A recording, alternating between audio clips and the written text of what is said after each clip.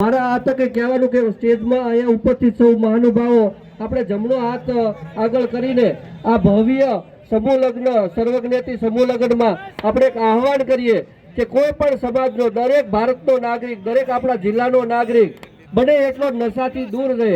નશો એ નાશને નોતરે છે। જે ઘરમાં નશાનું પ્રમાણ હોય તો એ ઘરનું ધનોત પનોત થઈ જાય છે। આ નશાના કારણે ઘણા યુવાનોમાં અત્યારે કેન્સરના પ્રમાણ વધી રહ્યા છે। ગામડે ગામડે જોઈએ તો ત્યારે કેન્સર જેવા દર્દીઓ જોવા મળે છે અને કેન્સરના દર્દીના કારણે આખા પરિવારનું આખા કુટુંબનું નાશ નોતરી દે છે।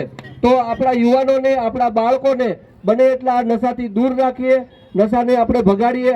આપણો ભારત દેશ, આપણો સમાજ, આપણું ગુજરાત રાજ્ય, આપણો બોટાદ જિલ્લો પણ બને એટલો નશાથી મુક્ત થાય એવા આપણે અહીંયા સંભવ પ્રયાસ કરશું, એક શપથ લેશું। સૌનો આભાર। બીજું કે અમારા વિભાગની એક બાળક 18 વર્ષનું થાય ત્યાં સુધી એને દર મહિને 3,000 રૂપિયા શિષ્યવૃત્તિ એટલે કે 1 વર્ષના 36,000 રૂપિયા બાળ સુરક્ષા અને સમાજ સુરક્ષા વિભાગ તરફથી આપવામાં આવે છે।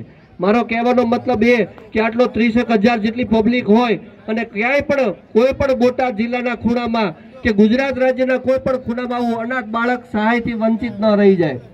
અને એ બાળકોમાં જે દીકરી હોય અને દીકરી 18 વર્ષ પછી લગ્ન કરે